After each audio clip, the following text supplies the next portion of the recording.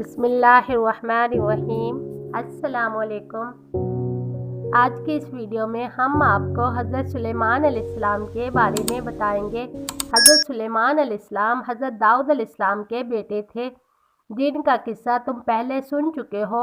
कुरान पाक में आपका जिक्र सूरह बकरा, सूरह अनाम, सूरह अंबिया, सूरह नमल, सूरह सबा और सूरह स्वाद में आया है। अल्लाह ताला ने आपको भी नबूवत और बादशाहत दोनों अता की थी।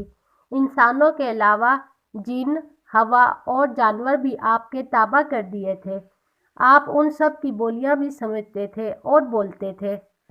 आपके ज़माने में बनी इसराइल को बहुत बुराई हासिल हुई और जो इससे पहले कभी ना हुई थी। हज़रत सुलेमान अलैहिस्सलाम भी बावजूद इतनी ताकत और सल्तनत के अल्लाह की याद में मशगूल रहते थे। उनको दुनिया की बड़ी से बड़ी चीज़ भी अल्लाह की याद से गाफिल नहीं कर सकती थी। एक दफ़ा का जिक्र है कि आप आला दर्जे के घोड़ों को देख रहे थे। इनके देखते देखते असर की नमाज को देर हो गई। आपने इनको फिर बुलाया और उनकी पिंडलियां और गर्दनें काट डाली, ताकि जिनकी मोहब्बत ने अल्लाह की याद से गाफिल कर दिया, उनको ख़त्म कर दिया जाए। एक दफ़ा का जिक्र है, आप अपनी फ़ौजों के साथ तशरीफ़ ले जा रहे थे।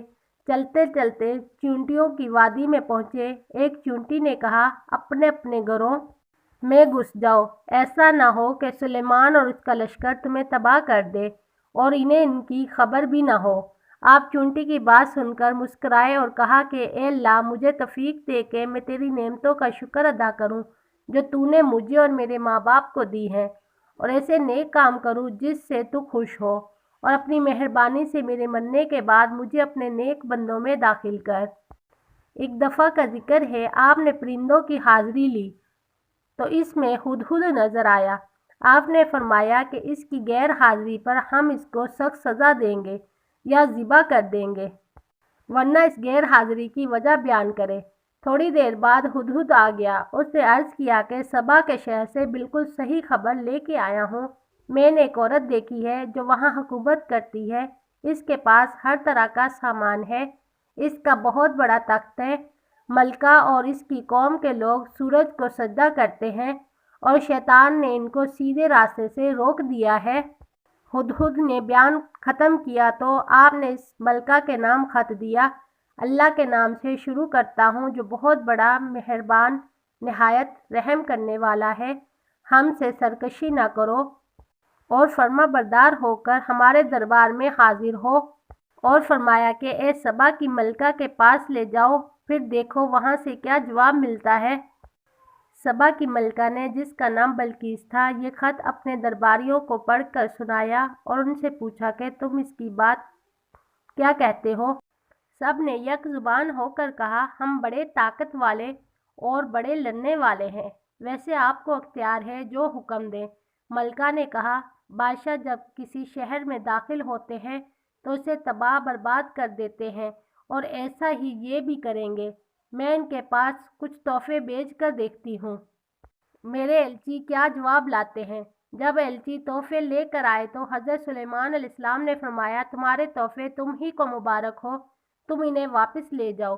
जब एलची ने वापस जाकर बल्कीस से हज़रत सुलेमान अलैहिस्सलाम की बातें कहीं तो वो दरबार में हाजिर होने की तैयारियां करने लगी।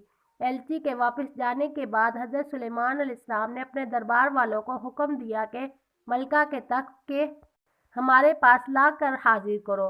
एक बड़ा दियो बोला कि मैं इससे पहले कि आप दरबार से जाएं आपकी खिदमत में पेश कर दूंगा, मगर एक शख्स और के जिसको अल्लाह ने किताब का इल्म दिया था, उसने कहा, मैं आपकी आंख चपकने से पहले तो तख्त ले आऊँगा।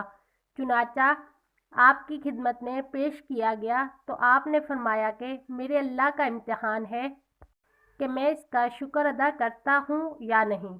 बहरहाल तख्त की सूरत बदल कर बिछा दिया गया और बल्कीस आ गई तो इससे पूछा कि तुम्हारा तख्त भी ऐसा है। बल्कीस ने जवाब दिया, ये तो बिल्कुल वैसा ही है, और हम तो पहले ही आपकी शान शौकत और कुव्वत ताकत को जानते थे, आपको मान गए थे। जिस चीज़ को ये अल्लाह के सिवा पूछती थी उसने उसको अब तक सुलेमान के पास आने से रोक रखा था।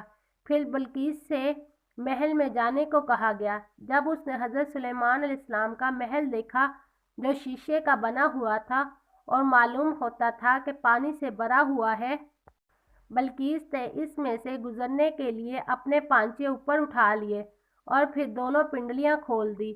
حضرت سلیمان علیہ السلام نے دیکھا تو فرمایا یہ محل ہے جس میں شیشے جڑے ہوئے ہیں۔ غرض جب بلقیس کو اپنے مذہب کی غلطی معلوم ہوئی تو پکار اٹھی، اے اللہ، میں نے جو اتنی مدت تک سورج کی پوجا کی اور میری وجہ سے میری قوم بھی اس کو پوجتی رہی تو میں نے اپنے اوپر ظلم کیا۔ اب میں سلیمان کے ساتھ تمام جہانوں کے پالنے والے پر ایمان لاتی ہوں۔ حضرت سلیمان علیہ السلام اتنے بڑے نبی اور اتنے بڑے بادشاہ تھے کہ انسان، جن، پرندے اور ہوا سب ان کے تابع تھے، مگر آپ غریبوں اور بے کسوں کے ساتھ بیٹھ کر کھانا کھاتے تھے اور اپنے ہاتھ سے چٹائیاں اور ٹوکریاں بنا کر روزی کماتے تھے۔ ہر وقت یاد الہی میں مشغول رہتے، راتوں کو بہت کم سوتے، دن میں اللہ کی مخلوق کی خدمت کرتے۔ بس یہی ان کی زندگی تھی، عبادت الہی اور خدمت خلق۔ ویڈیو اچھی لگی ہو تو لائک اور سبسکرائب کریں۔ شکریہ۔